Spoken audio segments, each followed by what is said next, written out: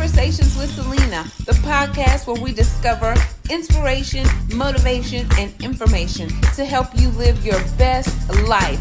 I'm your host, Celena, aka Sunshine, and each week we'll dive into conversations with guests who share their testimonies, insights, and advice. We'll explore topics that uplift, encourage, and empower you to be the best version of yourself you can be. So tune in and let's have some fun while we explore all that life has to offer. Keep it smiling, sunshine, and let's go. Hey, sunshine. Welcome back to another episode of Conversations with Celena. I'm your host, your smiling host, Sunshine, and I just want to welcome you back. I thank you for being here continuously to support, to show love to our guests, our businesses, our authors, our testimonies. We just thank you so very much. And I just want to encourage you all on today because I know we have been going through a lot. And you just continue to keep your heads up, continue to pray, continue to seek God in every single thing that you do. Okay. And don't forget to go to Celena10.net. There's podcasts over there. There's merchandise over there. And there's also a place for you to sign up to be the very next guest on Conversations with Celena. So if you or anyone that you know would like to be a guest, please sign up. And don't forget Sunshine shout outs, because we want you to nominate businesses, people that you believe need to be shouted out, recognized, congratulated, celebrated. All right, sunshine. Well, we just gonna jump right on into this morning's episode of Conversations with Celena. I have a beautiful guest on today, and she is here ready and willing to share her testimony with us. So I am so happy and so honored to have Miss Lynne Gallego with us. And I'm going to let her, because this is how we're going to do it. I do have her bio. There's lots of things in her bio, but we're going to let God lead this episode on today. So I would love for you all to welcome to the stage Miss Lynne Gallego. Hello. Hello there. Hello. How are you? I'm fine. How are you today? I'm great. I'm trying to get to my, let me see. It's down here.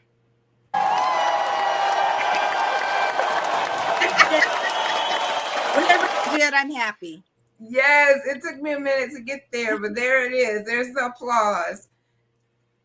It's just like we're in person on a talk show. So we don't have, we're virtual, but we're gonna have the sound effects like we're live and in person, because we are just in a virtual environment. Yes. Okay. Yes, ma'am. So tell us a little bit about yourself, Miss Lynne. This is how we're gonna get started. And if I pop off the screen, I'm still here. Okay. All right. Well, thank you for having me on your show. I think I'm here because I've had a life full of ups and downs. But the main focus is that, we all go through a lot of really hard things in our life. Some of us have a lot of stuff going on, and others are lucky and don't have a whole lot going on. But, we need to always persevere. And that's my favorite word, is to persevere. Never give up.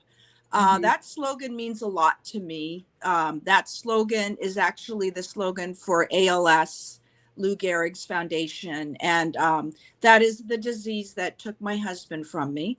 So I'll talk about that later on, but never give up, I believe applies to everyone. I was married to my husband, Chris, for many, many years, 23 years.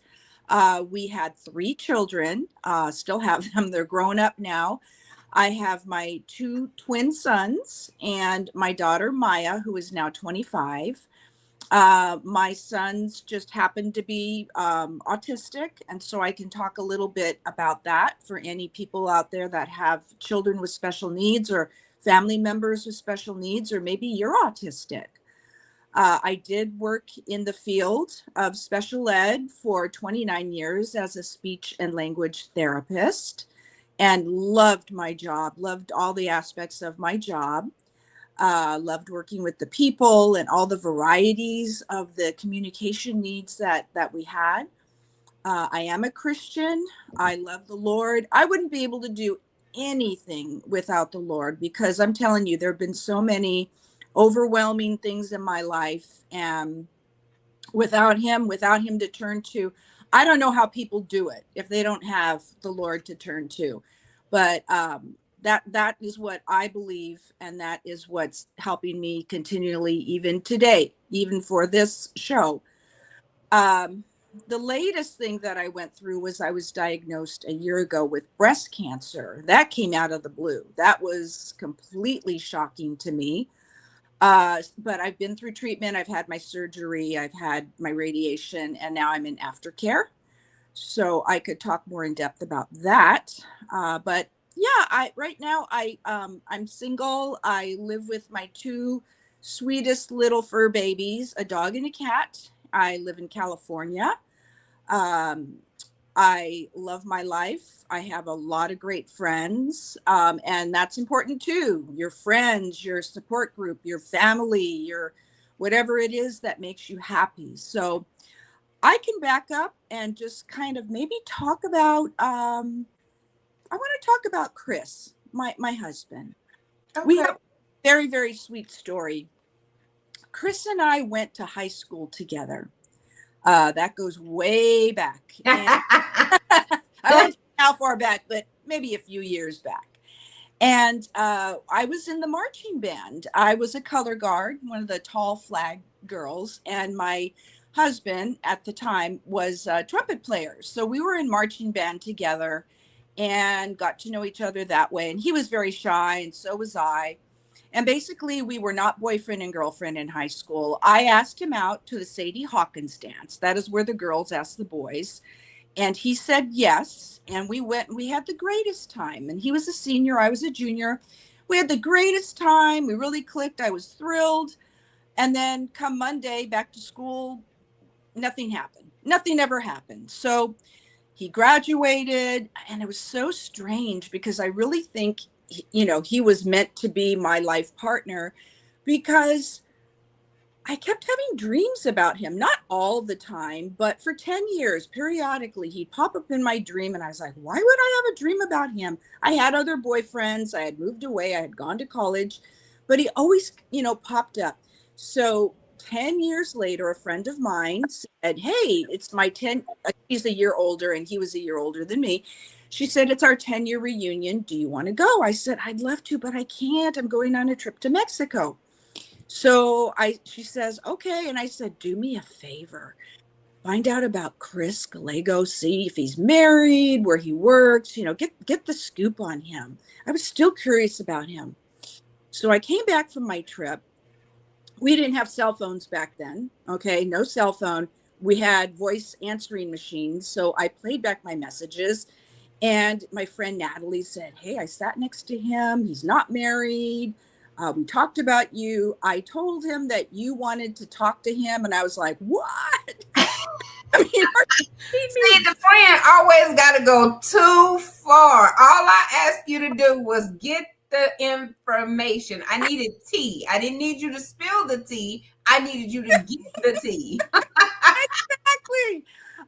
But I love my dear friend Natalie. I mean, I always say it's because of her that we got together. So to cut it short, she, like I said, we didn't have cell phones. So she says, I didn't have your number with me. So I got his number. So you call him. And I'm like, what? After 10 years? And like, we didn't really even date. And anyways, I got up the nerve to call him. And the rest is history. We went on a date, second date, got together, got married.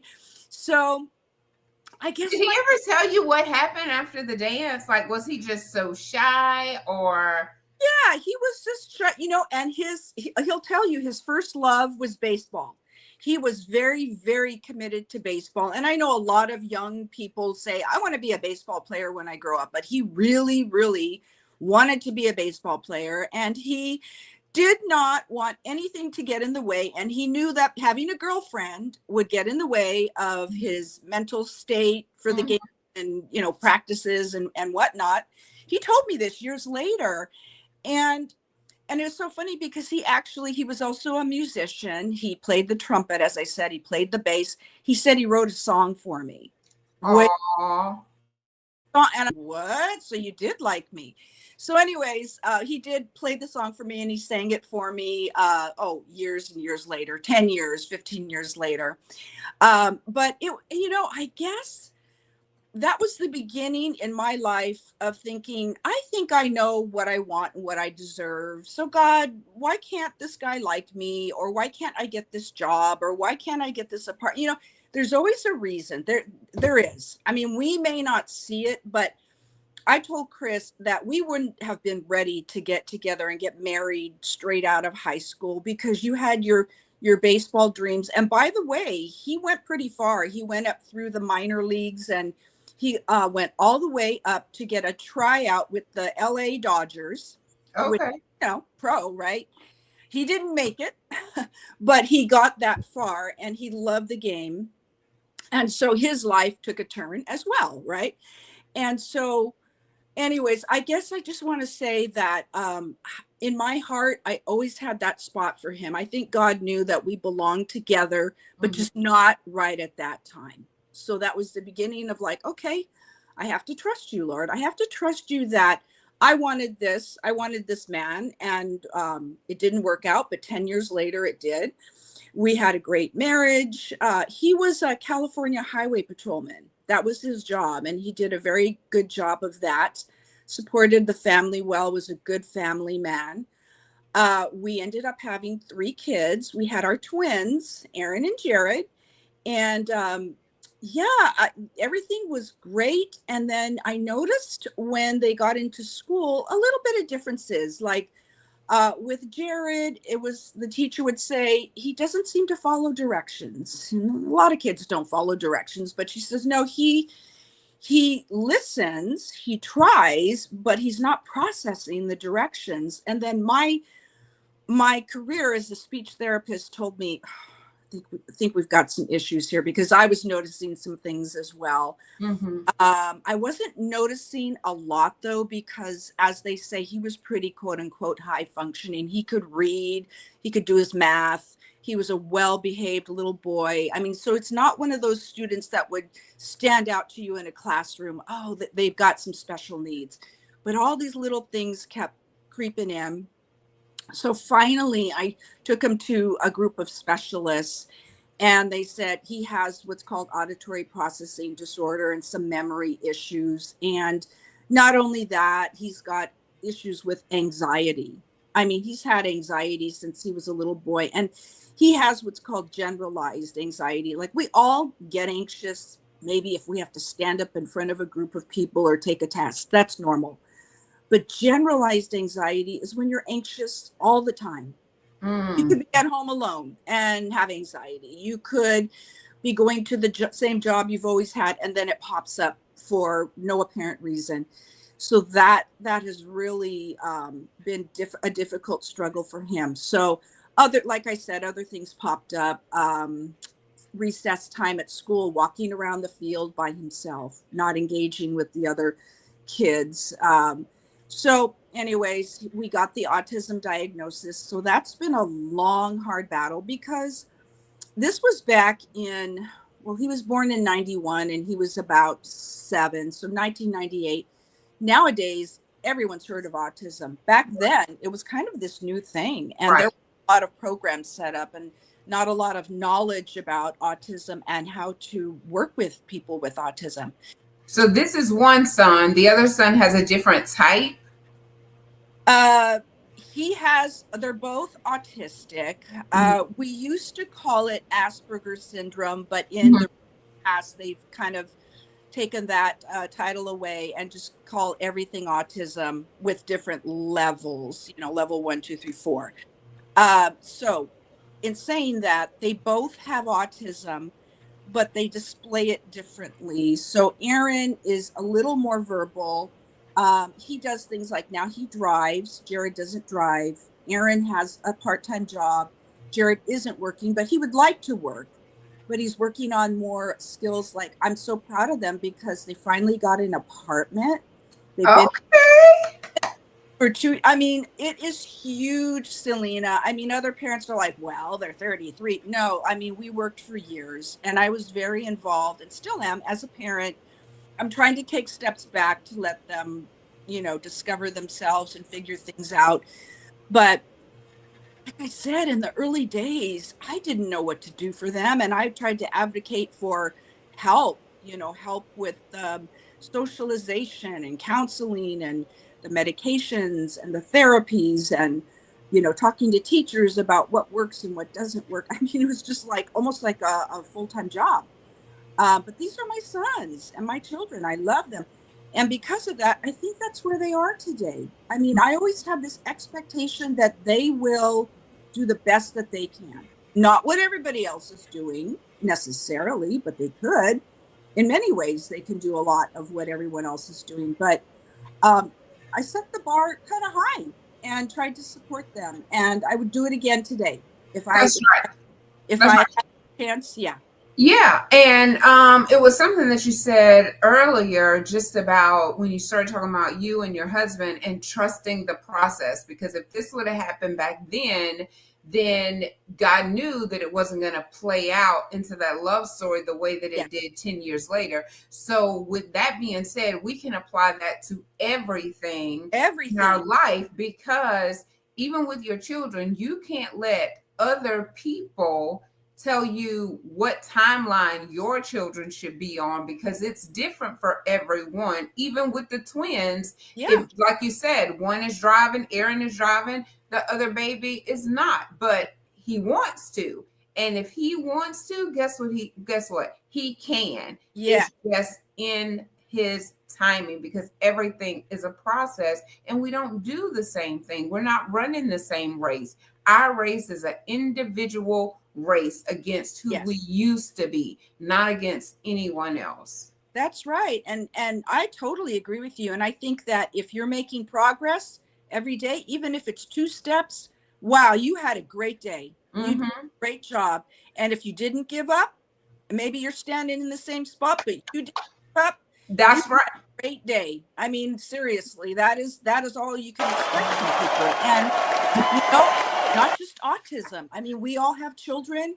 And if you Mm-hmm. have multiple children, you'll see how they're all different from one another. And it's like, well, Mm-hmm. the same genetics, the same environment, the same this and that. But God made everyone individually. Different. Mm. Everyone has their own way of doing things. And I believe that if it's meant to be, it's going to happen. It Yes, will happen ma'am. in its own time. And so I'm very proud of my sons. They're in their own apartment. I go over there to visit. It's clean.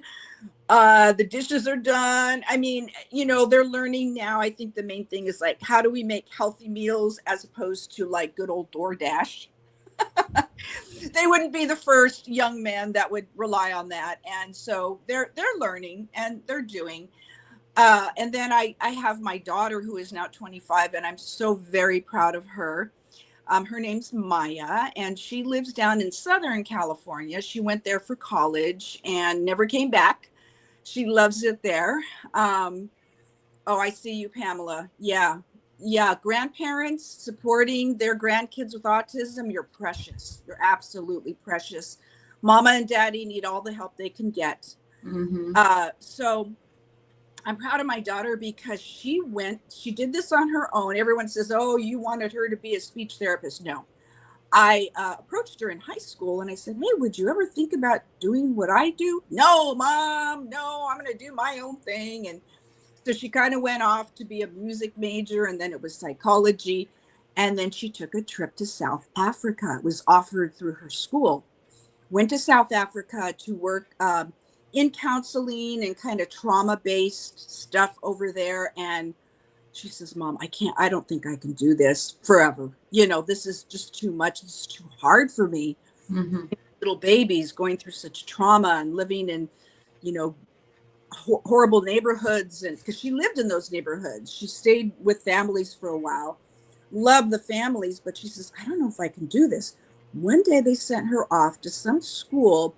I think it was all boys, and they were all into soccer, and she played soccer, and they had her kind of doing tutoring on biology or something. These are like fifth grade boys. And she says, I loved every minute of working with them in this small group, concentrating on this one subject.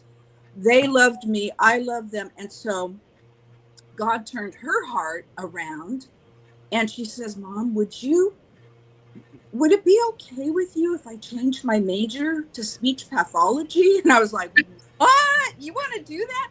Yeah. So she had to change colleges. She had, because the current college she was in didn't have the major. So it was like all online from South Africa to try and apply. She got the last slot open in. Had her name on it. Had her name on it. Kind of like she was last minute, and the major of speech pathology is highly impacted. Like nobody gets in last minute. You just don't, because there are no spots. So was that God? I think so. Yeah, he had the spot open for her. So she got in, she got her bachelor's, she went to Cal State Fullerton to get her master's. She is now working in the public school, serving there in Southern California. And it's so funny because she'll call me and she'll say, Mom, is this normal? Blah, blah, blah, And I told her, I said, you're going to love the job. You're going to love the students, the kids. It's the adults that are hard to work with. Let's just be honest. I'm telling you. And I said, not all the adults, and it's not all bad. I don't mean to make it sound that way, but the things that she brings up, I'm like, yep, I used to have to go through that too. So I'm kind of her sounding board, and I'm telling her, this is what I did when this happened. But anyways, she loves the field. That's great. It's good people that just love the kids, love the students. And she's one of those people. Mm-hmm. So I'm very proud of her. And, I mentioned before that my husband had ALS and he passed away. She was only 13 when he passed away. And I think about that and I just want to cry, because when I was 13, if I would have lost a parent, I would be so lost. Mm-hmm. I mean, I can't even imagine going through that. But anyways, yeah, she did. And it was kind of hard freshman year in school. I remember she had to take some kind of math placement test or something going in. And this was like, he passed on Friday, and I think the test was on a Monday. I mean, horrible. So of course she didn't do well. And then they put her in some low-level math. But anyways, everything's temporary. She worked her way out of that. She ended up graduating with a master's degree. So I think my lesson from that is, like, you can't look at how kids are performing in high school. And she even apologized. She goes, Mom, I know I could have done better in high school. Not that she failed. She didn't. But she wasn't a straight A student. Could have been, but didn't care. Just like was into friends and soccer. And then when she grew into it, when it was her time, college time, she practically got straight A's. I think there was a B in there somewhere, but again. And that's a whole lot to go through at 13. And then you have your siblings. Oh, I have that same cup. Well, yeah. I had that same cup. It's somewhere. Oh, it's yellow for sunshine. Yes, yes. I love cups. I'm a cup collector. I feel like it. Yes. But that's a lot for a 13-year-old to go through, losing her dad, and then having her siblings, her twin brothers, and then her mom. Like, you're having to take care of them, and you're having to take care of her, be strong for the children, try to move forward, because you've just lost the love of your life. And so that, I mean, I could see her apologizing, but at the same time, a lot of kids would have done, complete opposite. School would have been a thing. Yeah. And because I had a young man on last week who actually lost his dad at 14.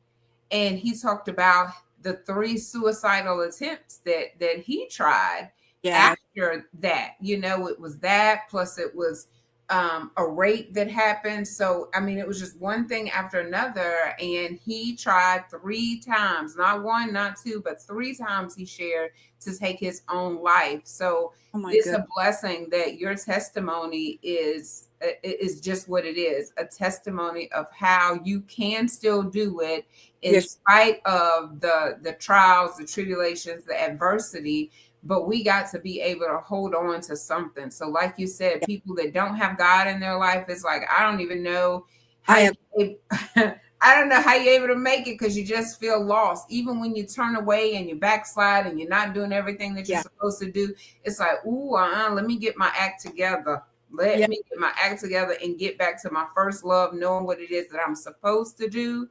Let me find myself doing it.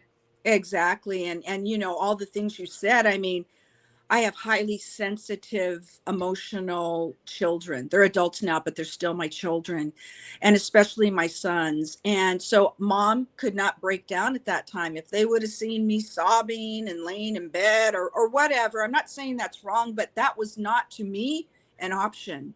Because if they would have seen me like that, then they would have gone that direction too, or worse, you It know, does happen. It self harm does. and Hmm. why depression and why try and all. And so I'm like, I had to fight that, and I'm like, okay, I can't let them see me, how I really feel. Not that I stuffed my feelings, I don't think that's healthy either, but I managed to just give it to God. I lay it at the cross, God, because this is way too big. No one can handle this, but you can. So all every day was a choice. Every day for everyone, you get up and you have choices to make, right? Am I going to go into work today? Am I going to stay home today? Am I going to go in and have good attitude even though so and so's there, giving me a hard time, or I'm going to go to school and there's this person that's bugging me, whatever it is. It's a series of choices every day. And so I made the choice. I just made it early on. I said, I'm just going to be the brightest light that I can be. I'm going to shine on that hill and I'm going to do the best I can. And there were a lot of people that told me later on, I would have had no idea that you lost your husband. And I said, yeah, I just kind of wanted to move on and do what I was supposed to be doing in this world, of course, with remembering him and, honoring him the best I could. Um, yeah, and it's not just, I'm reading kind of the messages coming in here. It's not just a spouse. It could be your parent, your grandparent, brother, sister, anyone. It's hard. I mean, that leaves a huge gap in your heart. And what I did was I asked God to come in and stitch it back together, fill me up full of you and stitch it back together. Am I completely okay? No, sometimes, like, especially now that I'm retired, and I look at couples, all my friends still have their husbands. It's hard. It kind of hurts sometimes, but again, I have to make the best of it. So I do enjoy my single life. I do stay busy with activities that I like. Um, it's just what I have to do for right now, and I'm okay with it. I think God put me here, and I'm okay with it. So, um, that's my main thing, is that it's a series of choices, and don't be afraid to ask God for help every day, Hmm. every hour, whatever you need. Just say, I don't even have the words to ask you right now, but just help me with today. Help me with my situation.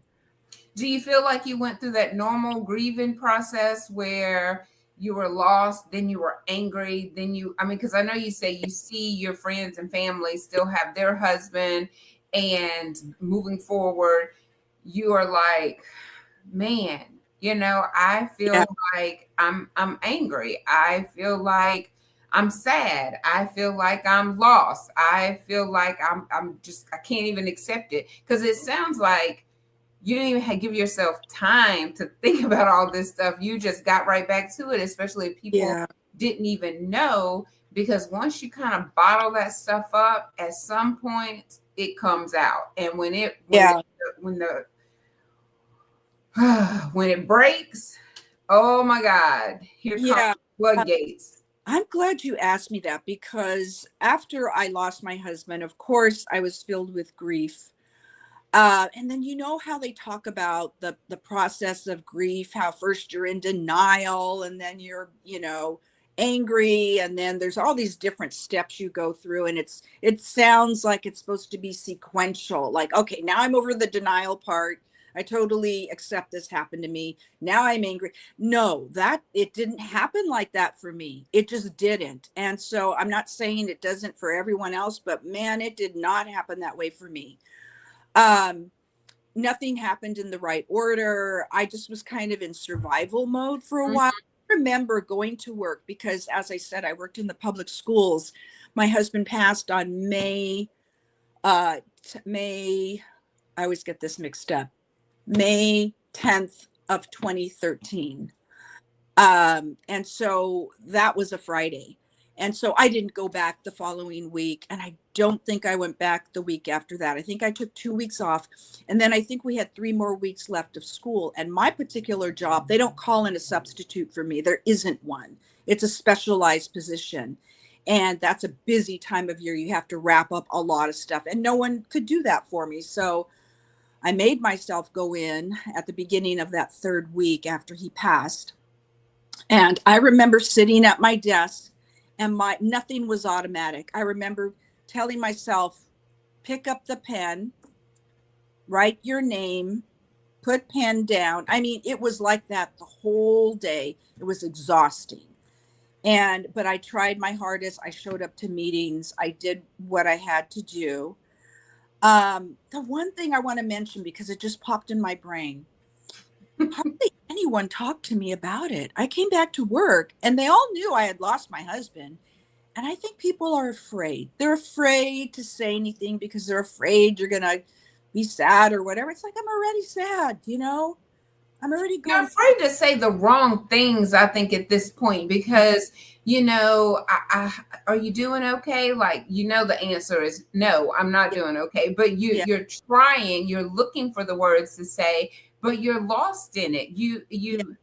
And now I hear saying, let me know if you need anything, is kind of insensitive too, because you just see the need and you do it. You're not to ask, well, let me know if you need anything. I Yeah. just lost my husband. I have 2 kids. I mean, I have 3 children, Yeah. 2 small children. And so yeah, there is a need. You Yeah. figure it out. Like, you take that burden off me. We might need a meal. We might need somebody needs to go to the doctor. Just come see what I All need that. done. Yeah. You for bringing that up, because now that I've been through that with, first of all, when you lose a spouse or a child, your day-to-day routine changes immediately. Okay. Mhm. As of that day, he wasn't there for dinner that night. He wasn't there to sleep with. He wasn't there. I mean, it just goes on and on. If you lose a grandparent or an uncle, they weren't living, I'm assuming, okay, not living with you, they had their own place. If they were living with you, then I go back to what I just said. But your day-to-day won't change if you're a 5-year-old and your grandma passes, because grandma probably had her own house. Do you know what I mean? I'm not Mhm. Don't feel grief and it's not sad. It is. But my day-to-day life was shattered. And I've since learned, please acknowledge it. At least tell the person, I'm so sorry. Is there anything I can do to comfort you right now? I'm just here for you. I'm here for you. That's all you have to say. You don't even have to say, you don't have to make up any more words about how he's in a better place, and God will never give you more than you can handle. You don't have to say any of those things. You can just say, I am very sad for you right now. I'm here for you, and give the person a hug. Because The it's not the time for all that other stuff. No, and you can't process it anyways. And I'm glad you brought up, let me know if there's anything that you need. I can't tell you how many people said that at his memorial service, and I know they meant well. God bless them. They meant well. But I was so overcome with grief and with trying to survive. I'm like, I couldn't even tell you right now what I need. I don't know what I need, but I maybe, don't even remember who all said it, because you're like completely over here. So yeah, you might have had 10 people and you're like, who told me? Who said, call yeah. me if you need anything? Like, it's just what people feel like they're supposed to say. What they're trying. The They fact are. that They are. think that if they go home and think about it, they could maybe text and say, I can bring a meal to you. Is there a day, like would Monday or Tuesday be better? Do you need for me to drive your children to school one day? Do you need anything at the grocery store? I mean, it's just like basic stuff. But instead of like, I'm going to dump it on you, tell me what you want, because I never got back to any of those people because, like you said, I don't even remember half the people that said that. And I And don't know what I need anyway. And it's going to change from day to day. You got yeah, 3 kids. You don't know this week what you're going to need next week because they're going to forget to tell you to the night before anyway. Oh, yeah, mama, don't forget. I got a field trip. It's like, I know. And then you were asking me, I'm all these things are popping in my head about the grief cycle, and is it going to blow up someday? And I was, oh, now I lost my train of thought. The grief cycles. Oh yes, okay. So here I am now, and it's been almost 12 years. In May, it'll be 12 years. And does the anger pop out? Sometimes it does. Like, for example, my dryer broke. Okay, it just doesn't work. And I've had repairmen come in and out, need to order a part, need to order a different part. And so I finally just ordered a new dryer. It's coming Monday, it's coming in 2 days. But a little bit of anger surfaced. Like, if Chris were alive, he could be dealing with some of this stuff, right? I'm dealing with the dryer. I'm dealing with one of my sons kind of not doing well. I'm dealing with my daughter who got in a serious car accident on December 24th. Not I'm dealing with it, but the emotional part, right? It would have been nice to have my spouse there and we could like talk and debrief or, whatever. And so it's life and these things pop up. And I think, I don't have a spouse, or like, here comes Valentine's Day, right? I don't like that day anymore because it hurts me. It's like you see on social media, oh, my husband, I love you, darling, and here's your million flowers and candies, and I'll be at home. So what I do is I buy myself flowers and I buy myself candies, and that's just the way I deal with it. And I don't go out that night. yeah, I know that's right. You do have to find ways to take care of yourself. And this right here is about grief. I Mm-hmm. mean, grief, because you can lose people that's still alive, and you're going to go through that grieving process almost like that they died anyway, because they did Yeah. die to your life and your daily Yes. routine when it comes to divorce and separation and, those things where, people were active in your life. And it's not just a spouse, it's not just a husband, it could be people, your best friend, your anyone that you have a dispute with that you're no longer talking to. Like, those are all the emotions that you're going to go through because it's still a grieving process. So I do want to say that because just Miss Lynn is speaking to all of us that are going through a grieving process, regardless of what's attached to it, husband, friend, family, whatever. You still have to process it. You still have to persevere through it and know that there is going to be days that you're going to have ups, you're going to have downs, you're going to feel angry, you're going to feel lonely, you're going to feel, all Yeah. these feelings, Yeah. but you can make it through, and you do things, you find things that are good for your mental health Yes. that you can still celebrate. So on Valentine's Day, yes, you're bringing yourself flowers, you are buying yourself candy, but you can still at that time celebrate the Valentine days that you did have with your husband, Mhm. in his memory, those good times, and being thankful to God that you did have that. Because some of us, we may not have found that true love at all, at this age. So it is a time of Yeah. remembrance. It's a time of celebration. So I did want to just say that because I know a lot of us are grieving other things, Oh but yeah. know that God is going to see you through. And this testimony is a testament to that. Yes. And, going back to the word perseverance, you got to keep going because, like you said, some days are harder than others. Some days, the drier day, I felt the anger like, "Oh, if he were here, he could deal with this and I wouldn't be so overwhelmed." But then it popped. Choop. It popped, it went away. I said, I'm just going to order a new dryer. I mean, yeah, it costs money, but it's okay. It's something that I need. And now it's gone, and I keep going on. So that's the resilience that you develop. If you don't give up, if you never give up and you keep going, even though it's a hard day, you got to find something good about it. Like, oh, at least I get to go home and I have my two little adorable animals in my nice warm bed waiting for me. If that's the best part of your day, then at least you have that. Tomorrow will be better.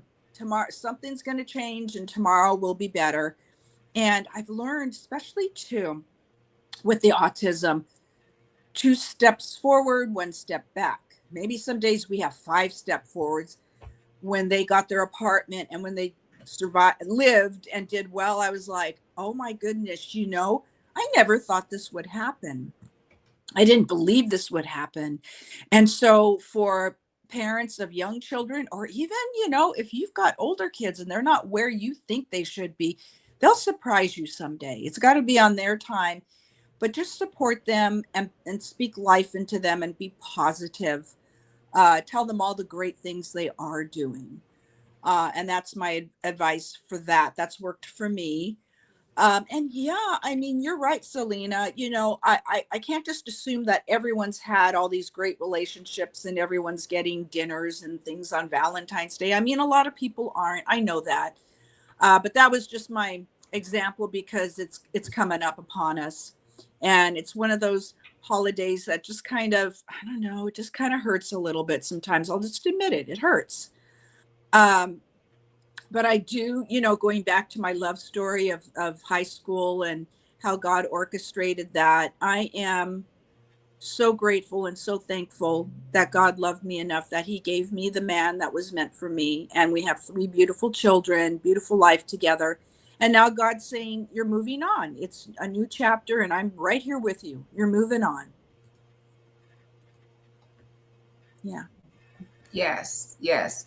And I love that too. And I believe really and truly, like we said before, that this testimony is going to bless someone today, tomorrow, next year, next Mhm.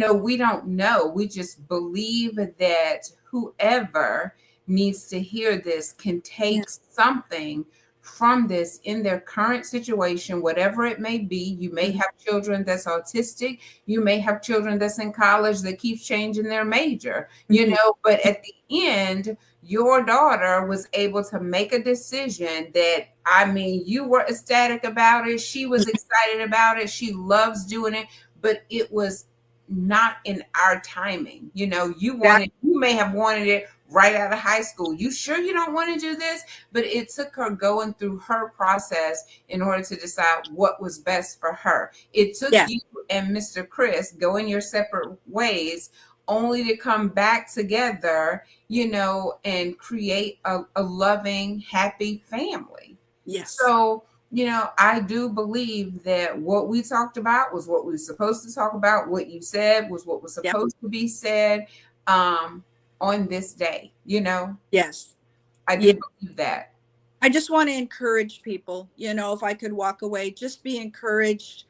Um, we all have our good days. Just enjoy those good days, or just look and see, like, did my son take one step forward today? Wow, that's fantastic. That really, really is. And so it's not always in our timing that, oh, I want him to get this perfect job by tomorrow. I mean, sometimes stuff just doesn't happen. But, You did talk about, people like Miss Pamela. She was in here and she's helping her children, because I'm not sure if it's her son's or her daughter's child, but helping her children with their children. yeah. So, were you able to have either side of grandparents that were supportive for you in this process and during your divorce? I know you were resilient and you had to stand on your own 2 feet, and maybe the people that were at the services didn't show up, but did you have that emotional support from others in your family? I have a very, very small family, and my mom, she's going to be 92 next. Oh, wow. Okay, mama. It helped when my sons were very, very little. She would watch them and care for them while I went to my full-time job. And but really on the day to day after my husband passed, I didn't divorce. I got widowed. Um, no, quite honestly, no. I mean, I I'm was, sorry, did I say divorce? yeah, but that's okay. It's all right. I'm widowed. Well, he's not here, so yeah, I'm widowed. Oh wow, I am so sorry. Oh, Like I did not mean to say that. that's okay. Yeah, I just wanted to make sure. Yeah, No, I knew. I just that was a slip of the tongue. Maybe I'm thinking about my own situation, but yeah. So I meant after you lost your husband, I do apologize for that. it's okay. No, but to answer your question, I was pretty much on my own.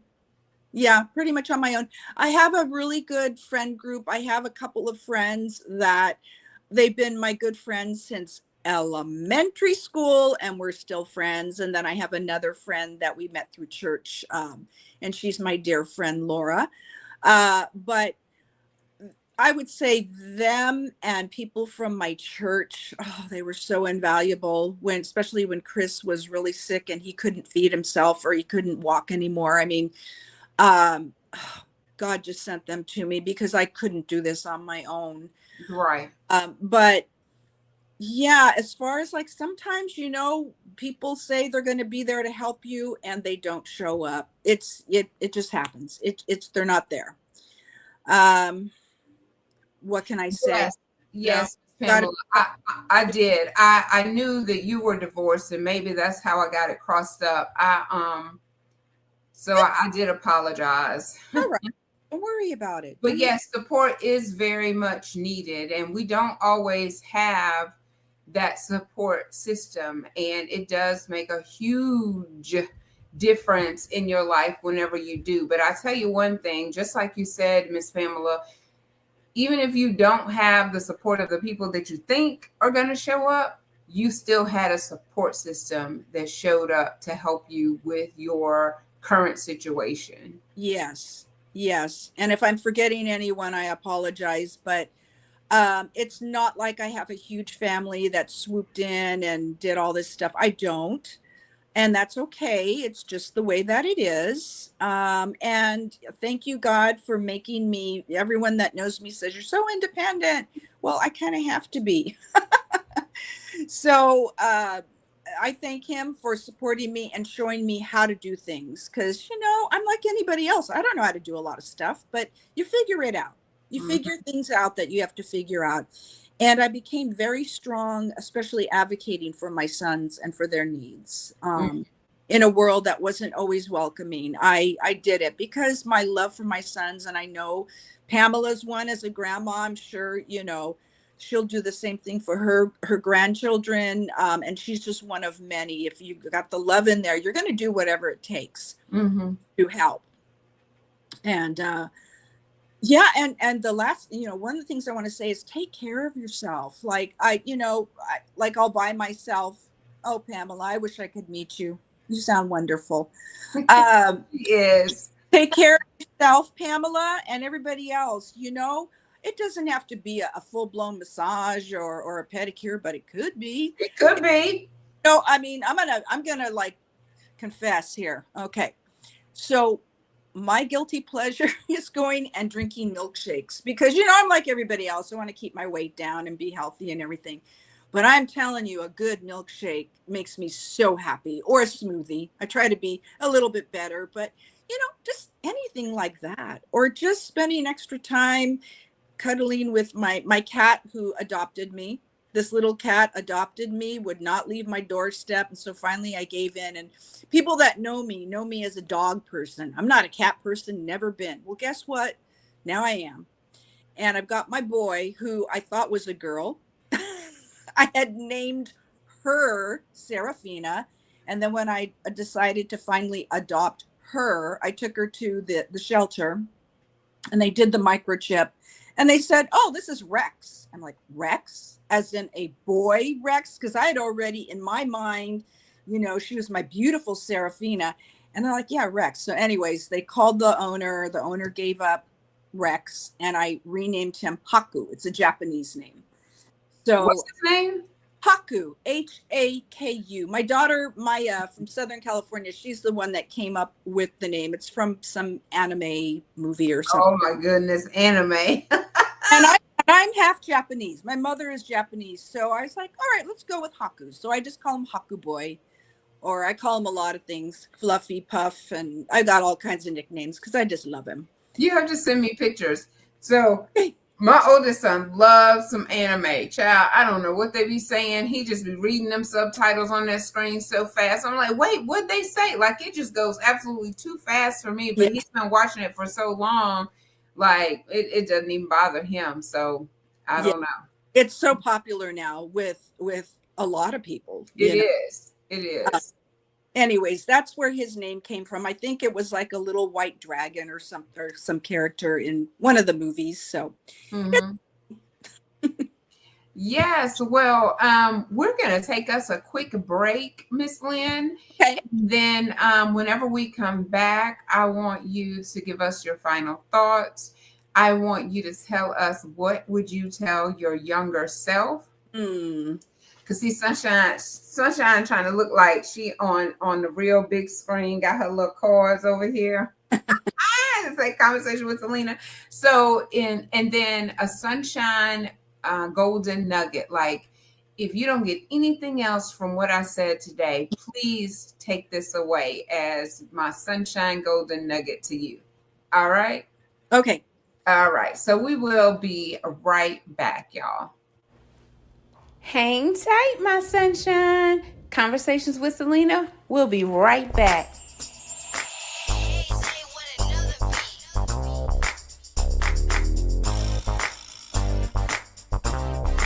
Hey, sunshine.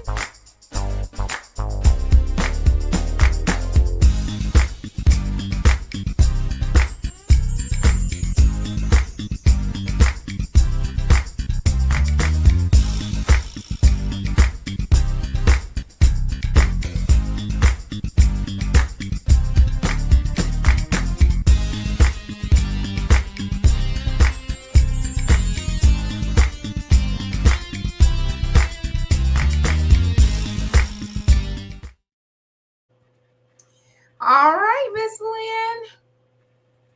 Okay. Do you want me to start with the golden nugget? Yes. Okay. Start with the go. Well, you know what? Start with what you would tell your younger self. Okay. Yeah. I know you said one thing, but I have a few thoughts that I've kind of scribbled down. Come on with it. Come on. We want to hear it. And I've heard this before and it might make me cry. I might cry with you, so let me come on back on screen. I'm a big cry baby. If I were in my younger self, she probably would have been in her early 20s. I would have told her, don't worry so much about how things are going to work out. Am I going to get that job? Am I going to have enough money to pay this rent? Because I know this job's not going to last that much longer. I used to do temp work. I lived in San Francisco, and it was like, I didn't know where my next paycheck was coming from. So, I'm right there on that one. I am right there with you. I worried so much, and things just have a way of working out. So that worry was so wasteful. It was a wasted time of my energy. I feel like I wasted just years of my life, because it feels like it just robs you of so much time. Yes. Because you're exhausted from the worry, and you can't change it. You can only do what you can do. So we do our best, and then we let God do the rest. And now, hindsight, we look back, it always worked itself out. Everything worked itself out. I remember sitting at State Park with a newspaper, because, we didn't have internet back then, or cell phones, all this stuff, right? We had the newspaper, and I was looking for jobs, and I was circling the want ads and thinking, if I don't get a job by this and this date, or a paycheck by this date, how am I going to pay my my rent? But obviously I did, because here I am. I have my own home now, and I have for many years. Anyway, so I would tell my younger self, don't worry about it, but you got to work. You got to try. You got to get up Mhm. in the morning. You got to present your best self to the world. We all need to do that, not just the younger self. Do what's in your power to do and let the rest go. Okay? Don't worry about 10 years from now. What do you have to do today? Do it your very best and be positive. Always be positive. That's right. Okay, so this thing happened. All right, that's a bummer. That's sad. How can I move on from this? And that's kind of where I am today, is be positive. Mhm. Oops, I'm kind of revealing my golden nugget, but um, yeah, don't worry. It's all going to work out. And the other thing is, maybe it's not going to be in your timing. Oh, that's so hard, because we want it now and we worked hard and we all deserved it. And, why don't I have a husband? Everybody else does. And so, anyways, you can't compare yourself. Don't That's compare right. yourself to others. You're sunshine. You are your version of sunshine. Not like maybe moonbeam. I don't know what I am, but we're all different, but we're all beautiful and we're all perfect according to God. Okay? So don't compare yourself to anybody else. You compare yourself to yourself, and if you've made it one more step up from yesterday, like I said, you're doing great. And Uh it may not look like you think it's supposed to look. yeah, It's not just going to be this smooth transition. Some transitions are bumpy and yeah, lumpy and dark and cold, but it's still nonetheless a transition. And change can be so hard and painful for us. So that's another thing I just want to throw in there is oh yeah, it may not be in your timing, and it may not be wrapped in that pretty shiny Christmas present with that big red bow on top of it. It might be wrapped in some brown paper bag and no bow at all with some chicken boy, stripe writing on it. But it's yeah, still for you, and you have to see the beauty in however it comes. absolutely. I'm just loving hearing you talk. Yeah, rarely is life like that. Come on, Miss. Come Like, on now, Miss Lynn.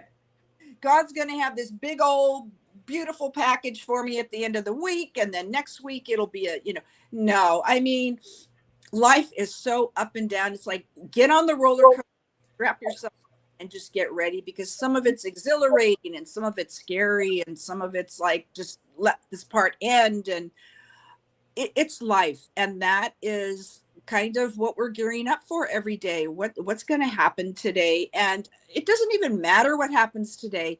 How do I best process it? How do I get through it with positivity to the next step? And how am I revealing myself to the world? People are watching you. I realize that. I didn't think they would, because who am I? But they would watch me and say, I don't know how you do it with all the stuff you've been through, and you're still positive. Even when I got the breast cancer diagnosis, it was like, okay, what's the next step? Am I going to have radiation, chemo, surgery? Let's just get it done.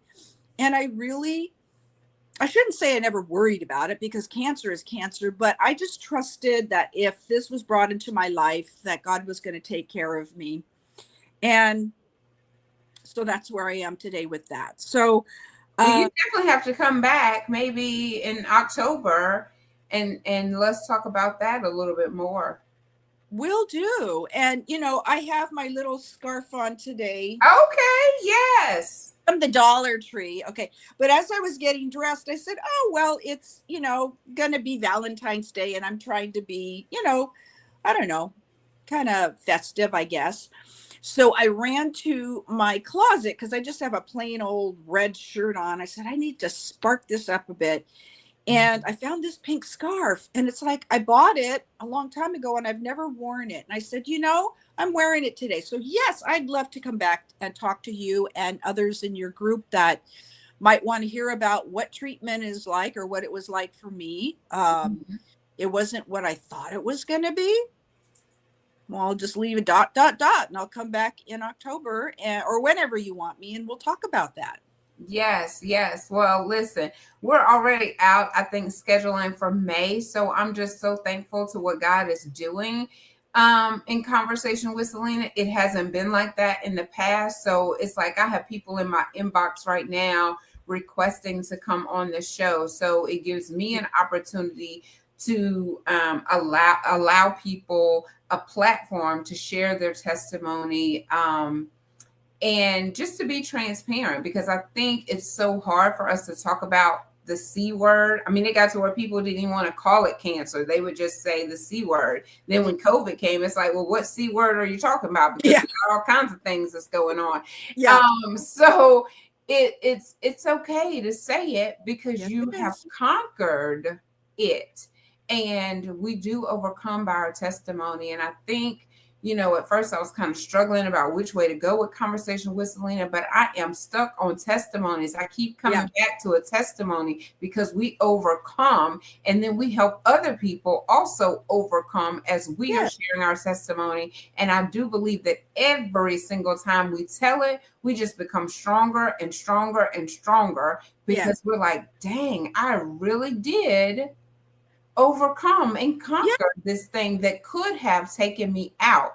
But it's how you process it. Do you take it and accept it as a death sentence, or do you take it and accept it as just something else that I'm going through and I'm going to come out on the other side as victorious? So Yeah. it's all in how we process it and how we tackle it and how Yeah. we go about it, the people that we surround ourselves with. Are we taking our treatment like we're supposed to? Do we trust our doctors? Sometimes we're going to people that we don't even trust. If you don't trust your doctor, or if you don't at least have enough confidence, I should say, in what they're sharing with you, if you ain't got a praying doctor, you might need to find you another. You might need to find you another Yes. doctor like ASAP. So it's a Yeah. lot of factors that go into things of how we go through it and how we come on the other side of it. Because I'd be telling y'all, my mama, she would come, Lord have mercy, when I was in the hospital, she'd be snatching them curtains back. I'd be snuggled all up in the dark under the cover, just accepting the fact that I may never walk again. This might be my death sentence. It was such a dark place and a dark time in my life. But here I am 10 years later to share the testimony that the doctor said that I was going to die, but I'm here to tell my testimony. And I Yeah. promised God that I would share it. I did not know that part of that testimony was going to be, yes, God brought me back from the grave to graduation. Glory to God, good to go. Yeah. But also, I was going to be able to be transparent about the mental, the physical, and the sexual abuse that I have endured in my life. And so every time I say it, it's not, I'm saying it with guilt and shame anymore. Yeah.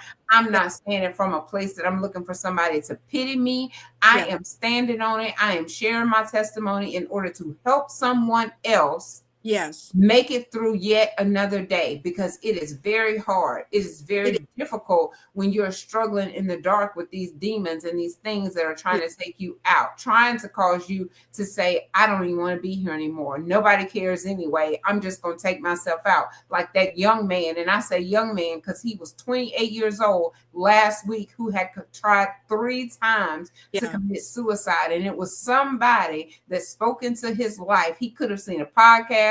It could have Mhm. been a pastor. It could have been a teacher. It could have been a family member, but somebody encouraged him. And Yeah. God said, not now. I have something more for you to Yes. do. Yeah.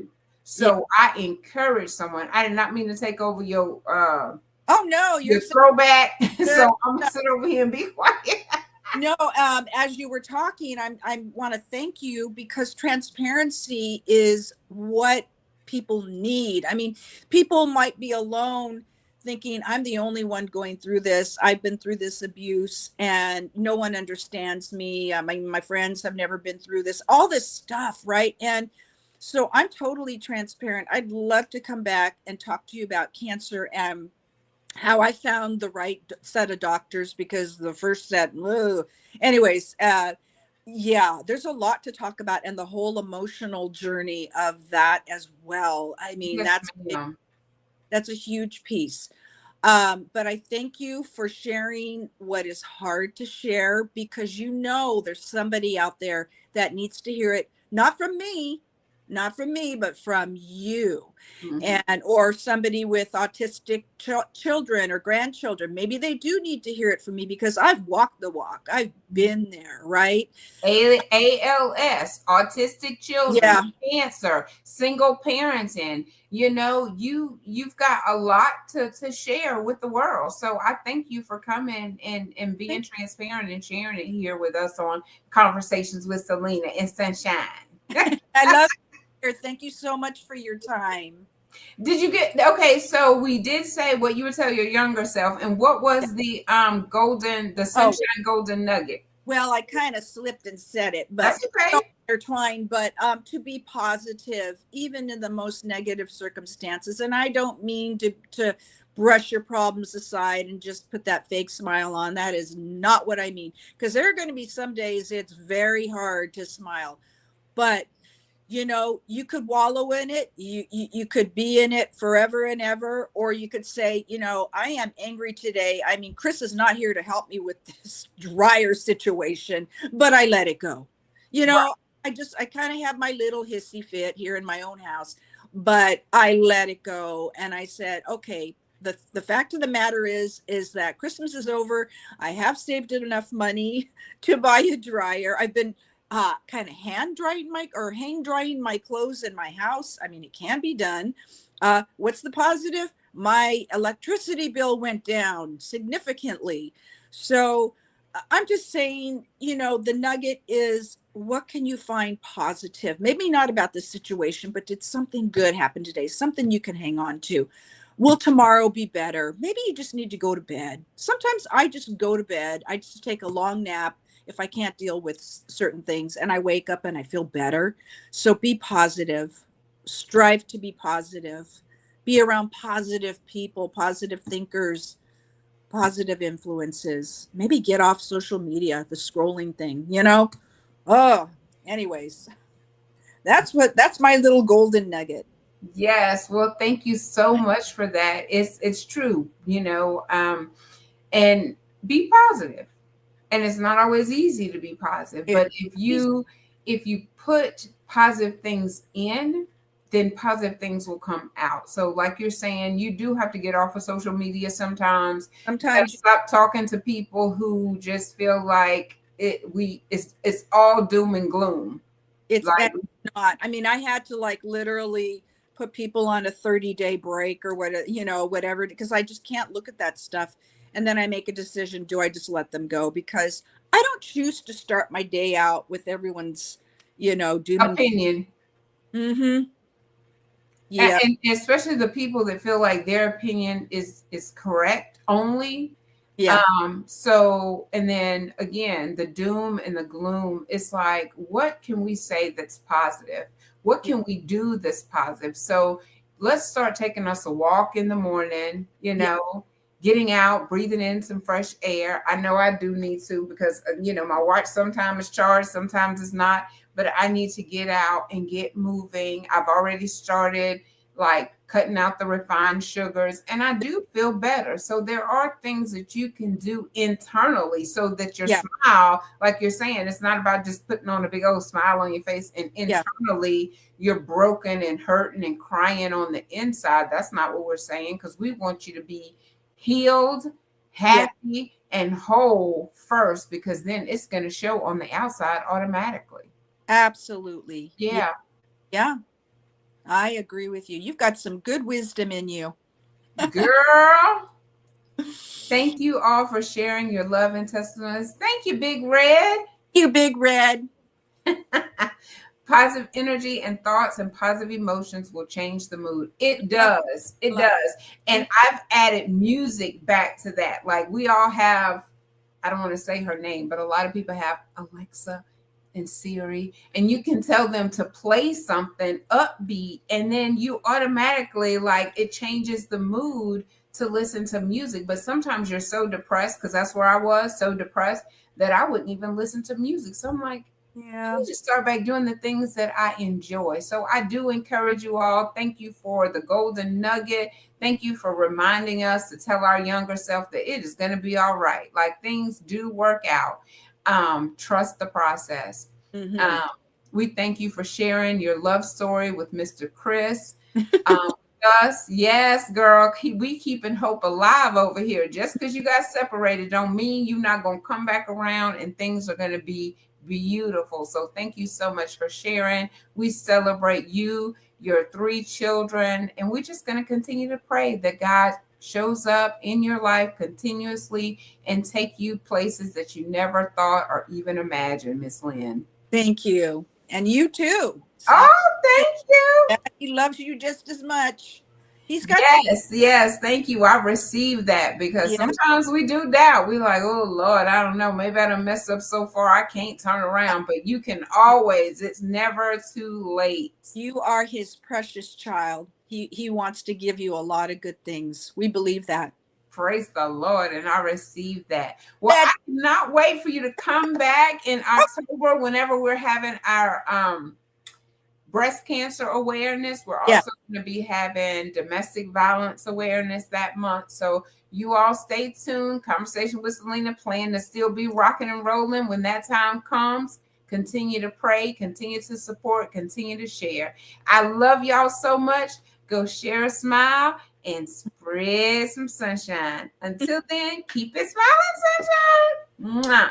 Thank you, Miss Lynn. You're welcome. Thank you.